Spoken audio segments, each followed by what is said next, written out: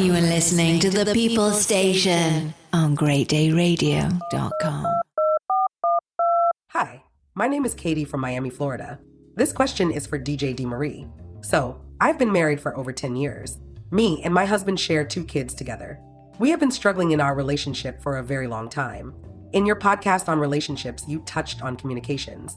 The concern I have in my marriage is I found out that my husband has been having conversations about our marriage problems with other women. I don't think he is having any relationships with them. However, it bothers me. My question is, why does he do that, and should I be concerned? I confronted him about it and he shuts down.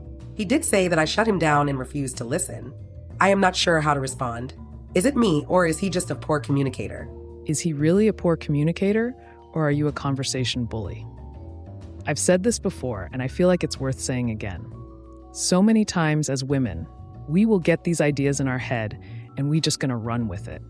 We are gonna take over the conversation, and then we will give the illusion that we are gonna allow him to say something.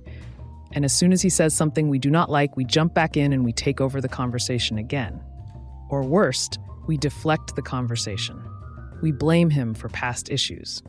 So then when he shuts down, or when he stops talking to you, or when he starts talking to another woman because she makes him feel emotionally safe, she hears him, she allows him to say whatever it is he needs to say, then we want to get mad because he's not communicating with us, or we want to get mad because he's talking to another woman about us or about what's going on in our relationship.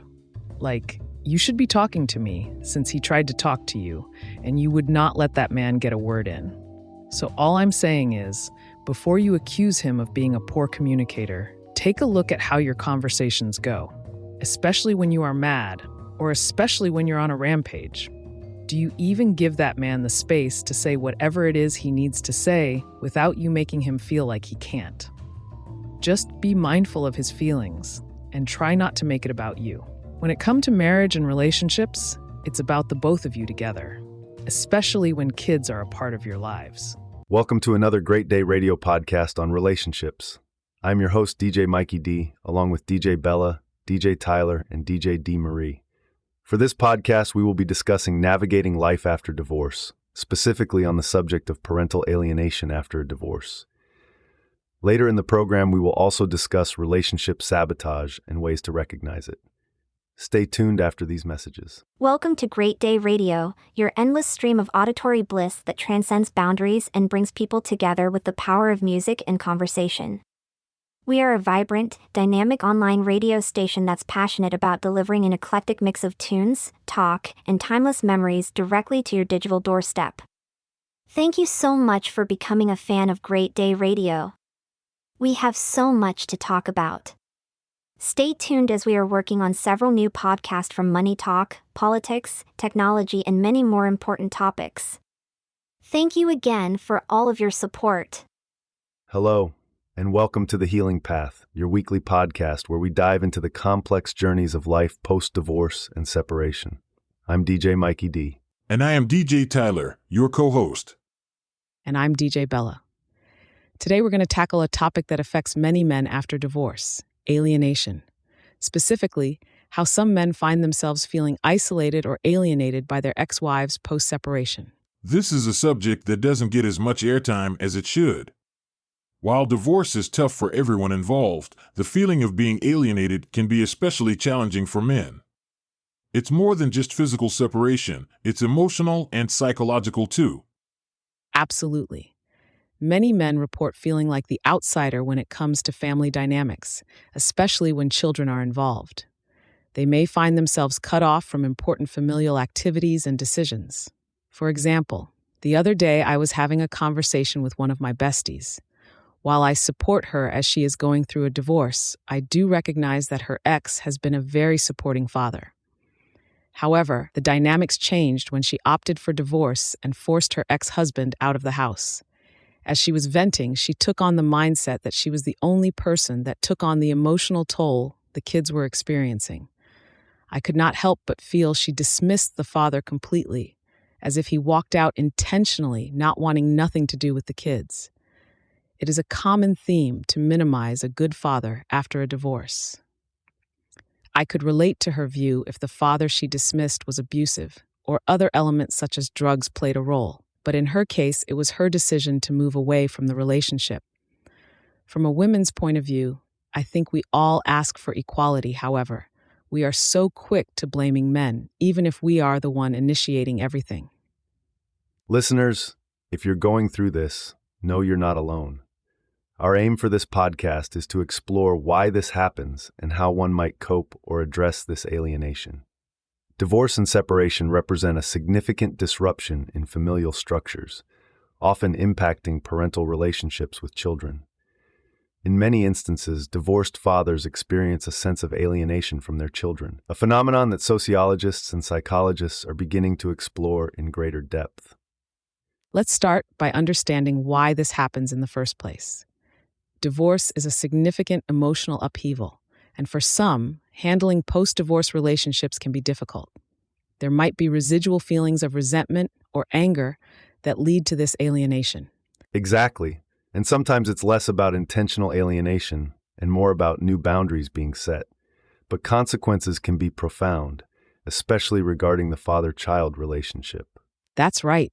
Alienation can strain these relationships, leading to misunderstanding and distance.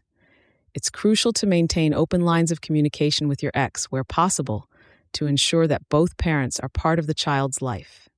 Also, seeking mediation or counseling can be beneficial. Professionals can offer a neutral ground to sort out grievances and work towards healthier co-parenting dynamics. And remember, staying connected with your support network, friends, family, or support groups is key. They can provide emotional support and advice based on their experiences. Great points, Bella. Building strong post-divorce life involves patience and sometimes professional help. It's important to prioritize children's well-being, as they often feel caught in the middle. Yes, let's not forget that this is a transitional phase for everyone involved. While it's challenging, it can also be an opportunity for personal growth and redefining your role in the family. And to our listeners out there, we want to hear from you. Share your stories and any strategies that have worked for you in coping with post-divorce alienation. Reach out on our social media platforms or hit the Let's Talk section of greatdayradio.com and leave a 1 or 2 60-second message. Thank you for joining us today on The Healing Path. We hope you found some insights to help navigate this challenging aspect of life after divorce.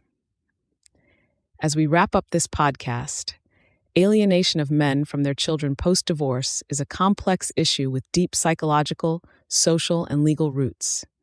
By acknowledging the dynamics involved and striving for systemic changes, it is possible to foster healthier relationships between divorced fathers and their children, ultimately benefiting families as a whole. And remember, healing is a journey, not a destination. Until next time, take care and keep moving forward. Thanks for tuning in. We hope this podcast discussion brings comfort and insight as you navigate your path after divorce. This is DJ Tyler. We appreciate your love and support. Next up, we have DJ D. Marie as she discusses sabotage within relationships. Hello and welcome to Great Day Radio's Relationship Talk, your go-to podcast for unraveling the mysteries of human relationships. I'm your host, DJ D. Marie. For this podcast, we're tackling a self-destructive force in relationships, the mindset of sabotage. Stay tuned after these messages from our sponsors and supporters. This podcast and all of our podcasts are dedicated to cancer foundations, hoping for a future cure. This is DJ Mikey D. While I do not often discuss my personal life on air, I recently discovered I have the beginning stages of lung cancer. For this segment, we support organizations such as the American Cancer Society. They are a leading cancer-fighting organization with a vision to end cancer as we know it for everyone. ACS are improving the lives of people with cancer and their families as the only organization combating cancer through advocacy, research, and patient support to ensure that everyone has an opportunity to prevent, detect, treat, and survive cancer. To find out more information about what they offer or to donate to their causes, visit cancer.org or call toll-free 1-800-227-2345. Thank you for your support, and together we can find a cure for cancer. Relationships, with all their complexities, often mirror the deepest parts of our psyche. At the heart of many failed relationships lies the phenomenon of self-sabotage. a mindset characterized by behaviors that undermine or destroy bonds, driven by subconscious fears and insecurities. Have you ever found yourself questioning why relationships, despite the love and effort, sometimes seem to crumble? Relationship sabotage often lurks beneath the surface, driven by subconscious fears and unspoken insecurities. I have DJ Mikey D here with me to discuss his recent divorce. I know we have discussed in great detail about your relationship with your ex. In those discussions, you had mentioned sabotage in your marriage or relationship. Would you mind sharing your thoughts later in this podcast? Always great co-hosting with you on relationship topics you host. So yes, I do not mind at all. I do want to encourage our listeners to listen to those podcasts on relationships on greatdayradio.com under the relationship category. There you will get a better understanding of the divorce I went through and how I perceived and understood the sabotage in our relationship. Awesome. So what makes people self-sabotage their relationship? People might sabotage due to a lack of self-esteem, fear of vulnerability, or early life experiences that have wired them to expect the worst. Before I get more involved in the topic, DJ Mikey D, tell me, how did you recognize when your ex started the sabotage in your relationship? Just before my son was born and prior to us getting married, my ex, in fact, admitted to me that her past relationships, she would self-sabotage them. Weeks before finding out my ex was pregnant, she made attempts to push me away. Wow. How did you handle it when you recognized she was pushing you away? I have to admit it was hurtful. I recalled the conversation we had about her past relationships. I wanted to push past this effort and prove to her that I was in love with her and was in it for the long haul. The timing sealed the deal when weeks later she announced she was pregnant. While we will not get into the entire 14-year relationship over time, were there other patterns of sabotage within the marriage that you recognized? While I did not think much about it during the time of our marriage, since being apart, however, I have had time to reflect on the past. One of the issues we often had was a lack of communications or transparency, especially when it came to finances. In fact, I almost lost my job in the Army because of those issues. For example, oftentimes bills were not discussed or disclosed to me, and I had to discover the issues the hard way through either collections or, even worse, my job. There was never accountability. There was never a plan for a solution to those issues. In fact, it was deflected and the blame was towards her father and his money habits. While known problems existed in our relationship, I would propose marriage counseling, and there was no interest from her to work on our problems. It was just swept under the carpet. Just before COVID-19, she announced that she wanted a divorce. She brought up past issues and mistakes to justify her desire to leave the relationship. However, we moved past it, and she decided she wanted to work it out. Months later, she set up a situation with a third party and attempted to use that as a means to announce another divorce. Throughout all these attempts, however, she kept reeling me back in. When I reflect upon it now, she was just using me, I think, with fear that I would leave town, thus leaving her with the kids. In those times, however, she remained distant and unaffectionate. It was not until we moved in with her parents to help her ailing father she made the final push to leave the relationship. So there were plenty of signs and noticeable patterns. While I put up a hard fight to stay in the relationship, she, on the other hand, was always on the run and found excuses to sabotage it. Wow. I have to admit, it is a typical pattern for many women that I know, and I have been known to partake in sabotaging a few relationships. With that, in your opinion, how do guys play a role in sabotaging their relationships?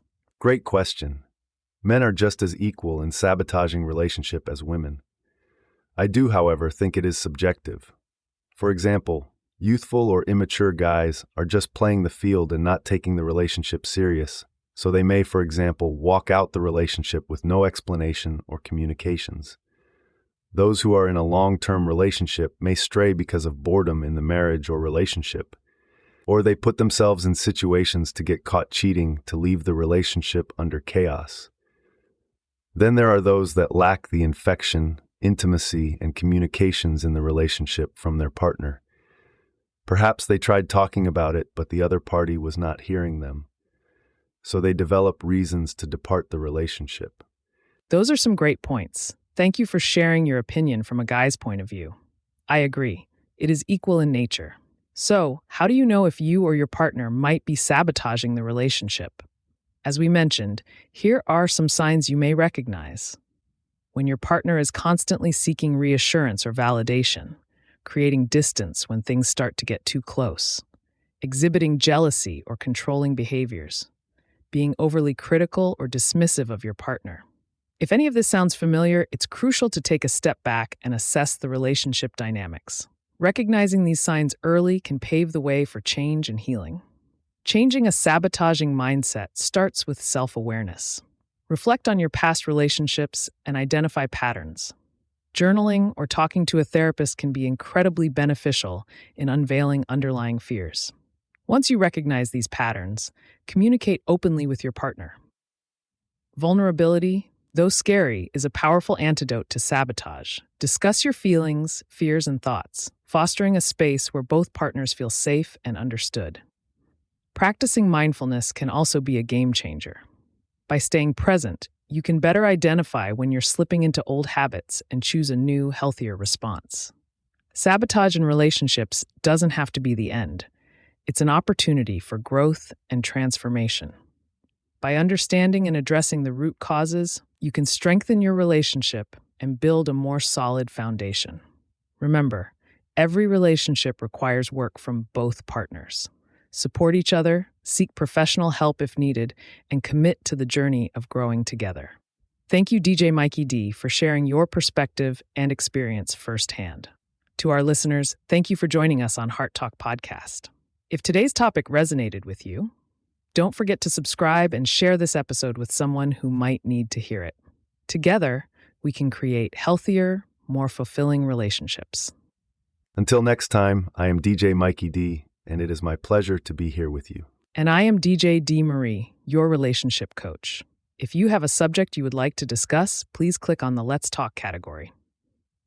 You are listening to the People Station on greatdayradio.com.